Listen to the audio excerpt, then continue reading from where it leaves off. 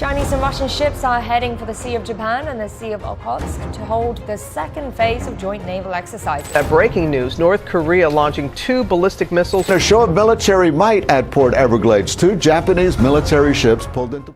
Navios chineses e russos estão se dirigindo para o Mar do Japão e para o Mar de Okhotsk para realizar a segunda fase de exercícios navais conjuntos. Em notícias de última hora, a Coreia do Norte lançou 2 mísseis balísticos, uma demonstração de poderio militar em Port Everglades. 2 navios militares japoneses entraram em uma área composta por milhares de ilhas no Oceano Pacífico Ocidental. O Japão é talvez a geografia mais desafiadora do Pacífico, além dos desafios naturais. Geografia mais desafiadora do Pacífico, além dos desafios naturais, está cercado por hostilidades seculares, mas o Japão está despertando de seu sono após a Segunda Guerra Mundial, buscando os dias de glória do período Edo. A China está aumentando o número de mísseis balísticos de médio alcance capazes de atingir as bases militares americanas no Japão, enquanto a Coreia do Norte continua a desenvolver mísseis com ogivas nucleares, que são frequentemente lançados em águas próximas ao Japão durante os testes do programa de armas da Coreia do Norte, depois que esse país lançou um míssil balístico intercontinental em direção às águas japonesas. O Japão adotou sua estratégia de segurança nacional juntamente com sua estratégia de defesa nacional e seu programa de desenvolvimento de defesa. Um dos principais focos de Tóquio nessas revisões foi o desenvolvimento de sua indústria de defesa doméstica, que é parte integrante de sua capacidade de defesa. O Japão implementou várias políticas para desenvolver sua indústria de defesa doméstica. Tóquio anunciou que aumentará seus gastos relacionados à segurança nacional para dentro do Produto Interno Bruto até 2027, e o governo introduziu a política básica para o desenvolvimento de bases de produção e tecnologia de defesa. Mas isso não foi suficiente para o Japão, que está sob pressão da China, Rússia e Coreia do Norte. Tóquio percebeu que era hora de fazer algo em relação à tecnologia de mísseis para se proteger contra esses países que representam riscos. Assim, mais recentemente, o Japão fez uma incrível manobra com mísseis balísticos que surpreenderá seriamente seus rivais no Pacífico. Para obter respostas a todas essas perguntas e muito mais, o vídeo começa. Mas antes de começarmos, não se esqueça de se inscrever em nosso canal, ativar as notificações e curtir para se manter informado sobre nosso conteúdo, tudo isso de forma totalmente gratuita. Em um comunicado, o Ministério da Defesa do Japão explicou o processo de desenvolvimento do míssil planador hiperrápido, planejado para ser usado na defesa de muitas das ilhas do país, e anunciou que esse míssil participou de 4 testes na Califórnia, que ficou de agosto a janeiro. O projétil Hypersonic Glide é equipado com um veículo Hypersonic Glide, como ogiva. A ogiva pode escapar das defesas aéreas e de mísseis, movendo-se a mais de 5 vezes a velocidade do som e manobrando através da atmosfera. E quanto ao alcance do míssil balístico, a mídia japonesa informou que o alcance do projétil deslizante de hipervelocidade Block 1, uma versão inicial de produção em massa do míssil testado nos Estados Unidos, é de aproximadamente 300 a 600 toneladas. Ainda não está claro se esse míssil pode ser disparado de outras plataformas, como navios. Estima-se que as áreas de uso desse míssil testado pelo Japão se tornarão muito mais claras nos próximos tempos. Míssil balístico de curto alcance, equipado com um veículo de reentrada que pode manobrar em velocidades hipersônicas em direção ao alvo quando reentrar na atmosfera. Então, quando o trabalho nesse míssil empolgante será concluído? Em um comunicado à imprensa, o Ministério da Defesa do Japão sugeriu que planeja concluir a pesquisa sobre o míssil de deslizamento hiperrápido para a defesa da ilha até o ano fiscal de 2025. Com essa medida, o Japão enviou uma importante mensagem de intimidação a países como a Rússia, a China e a Coreia do Norte. O fato de um míssil balístico ser ativado no caso de um ataque defensivo e o início da produção em massa desse míssil normalmente preocupam todos esses países, de acordo com especialistas. O fato de o alcance dos mísseis exceder 600 milhas e de os mísseis de alcance ainda maior excederem esse limite aponta para um desenvolvimento incrível para as forças do Japão. Os mísseis de defesa costeira do Japão têm um alcance limitado de cerca de 125 milhas ou 200 km, mas com esse último míssil balístico, o Japão mais do que quadruplicará seu alcance. Os novos mísseis Arar comprados da Noruega têm alcance de mais de 300 mi ou 480 km. Além disso, o Japão pretende introduzir mísseis com alcance de mais de 1.600 km, 600 km, que provavelmente serão mísseis de cruzeiro Tomahawk, fabricados pelos Estados Unidos, até que o Japão possa construir novos mísseis por conta própria. Esses novos recursos permitirão que o Japão atinja alvos nas profundezas da Ásia continental e tem o objetivo de fazer com que os possíveis agressores pensem duas vezes antes de atacar o Japão. Mas a nova estratégia real também enfatiza o desenvolvimento da tecnologia nativa do Japão. Em pesquisa e desenvolvimento, o Ministério da Defesa também terá como objetivo apoiar um maior investimento no desenvolvimento de armas, tanto na produção nacional quanto por meio de consórcios internacionais. É provável que o desenvolvimento de mísseis continue sendo uma prioridade. Os planejadores de defesa do Japão estão considerando seriamente a capacidade de lutar como uma força coerente e manter as operações durante uma crise ou conflito, incluindo suas mais novas plataformas, como o caça F-35 e os destroyers, contribuirá muito para garantir a prontidão. O mais óbvio é a presença cada vez maior de forças armadas estrangeiras no Japão e em seus arredores. Os mísseis norte-coreanos cruzam a zona econômica exclusiva e o território do Japão, com frequência e sem aviso. As forças armadas chinesas operam regularmente perto das águas e do espaço aéreo do Japão, e a disputa territorial entre o Japão e a China sobre as ilhas Saku ou Diu, no Mar da China Oriental, atrai uma atenção significativa da Guarda Costeira e das Forças Armadas. No entanto, a revisão estratégica do gabinete japonês não apenas revela as consequências para a comunidade de planejamento de defesa em Tóquio, mas também reflete a crescente inquietação do público no Japão, especialmente em relação à China. Uma pesquisa recente revelou que 90% dos japoneses entrevistados desconfiam da China e 61% acreditam que Pequim invadirá Taiwan.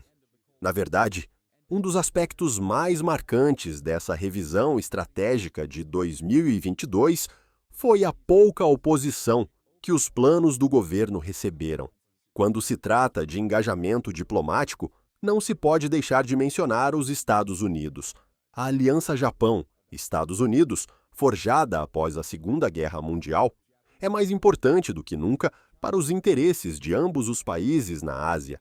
Esse pacto inicial coincidiu com a doutrina Yoshida, uma estratégia pós-guerra elaborada pelo primeiro-ministro Shigeru Yoshida, que previa que o Japão dependeria dos Estados Unidos para suas necessidades de segurança para que o país pudesse se concentrar na reconstrução de sua economia. 1954. Apesar da forte oposição interna baseada no artigo 9 da Constituição do pós-guerra, que proibia a manutenção de forças militares ou seu uso para resolver disputas internacionais em 1960, O tratado entre os Estados Unidos e o Japão foi revisado, concedendo aos Estados Unidos o direito de estabelecer bases no arquipélago, em troca do compromisso de defender o Japão no caso de um ataque. As bases deram aos militares dos Estados Unidos sua primeira presença permanente na Ásia anos mais tarde. Os Estados Unidos usaram as bases para apoiar operações de combate durante a Guerra do Vietnã, provocando protestos no Japão. 1967, para abordar parcialmente as preocupações de que as armas nucleares nas bases dos Estados Unidos no Japão exporiam o país a ataques.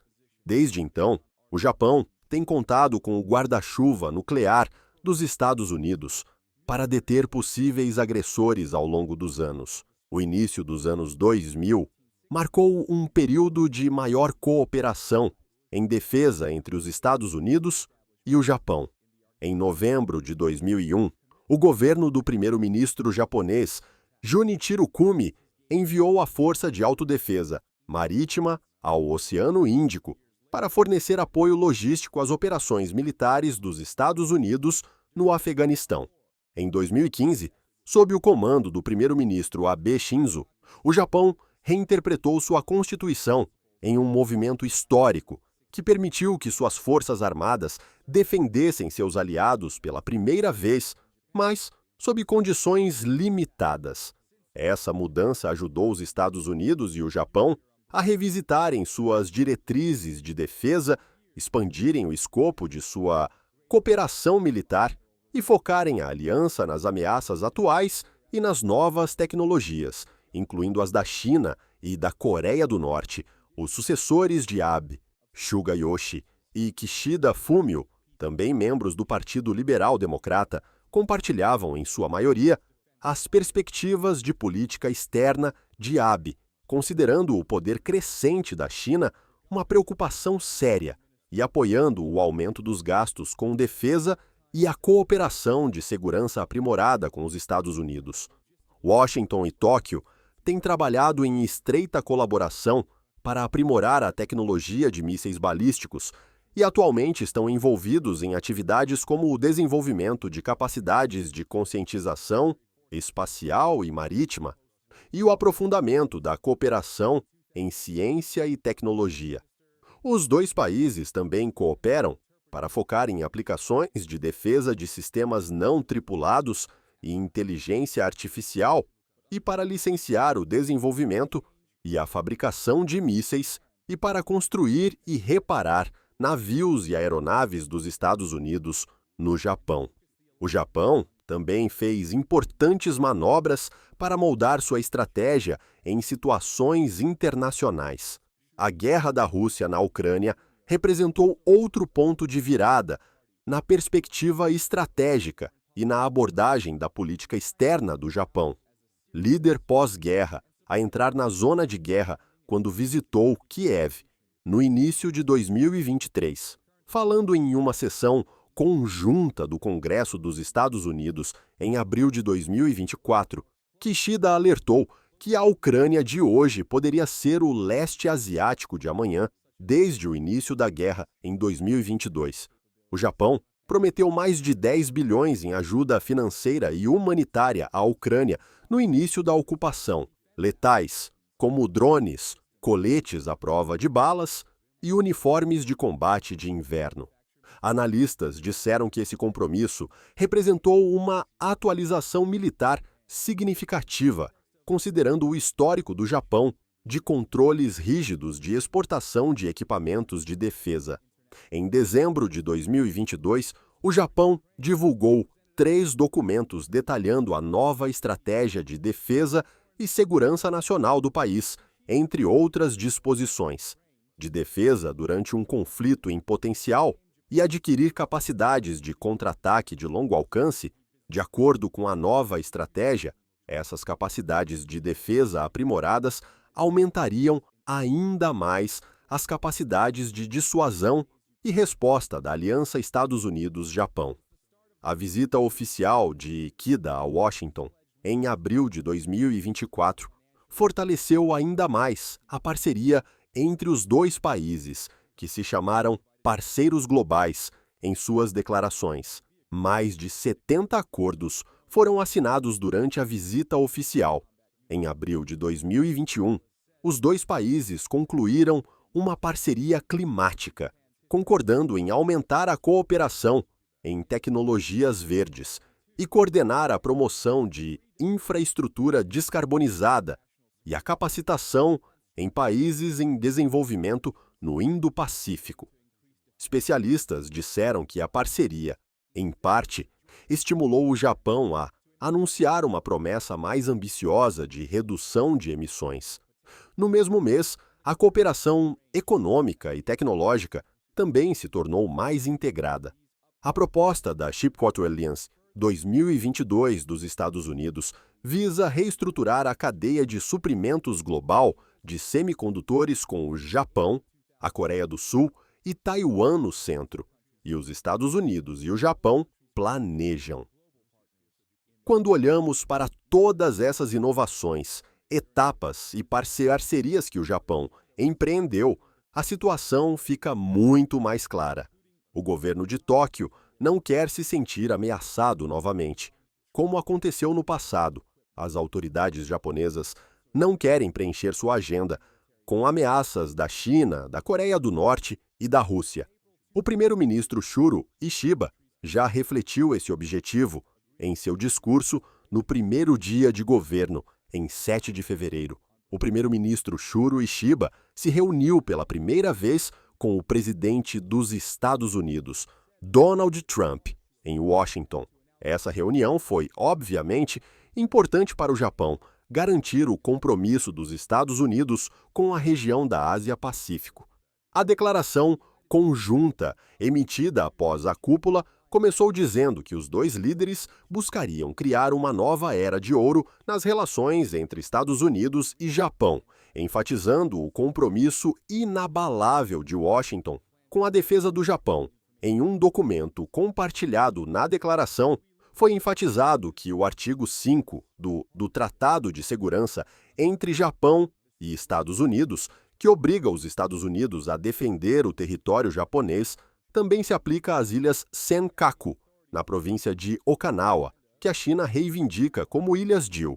Os dois líderes criticaram abertamente a China por suas atividades no Mar da China Oriental e no Mar da China Meridional, e também deixaram clara sua oposição a qualquer tentativa de alterar unilateralmente o status quo na reta de Taiwan, por meio de força ou coerção. O recente teste de mísseis balísticos é uma das provas mais claras de que o Japão pode ser bem-sucedido nessa empreitada. No futuro, espera-se que o Japão dê muitos outros passos à frente militar e economicamente e fortaleça seus laços diplomáticos com os Estados Unidos.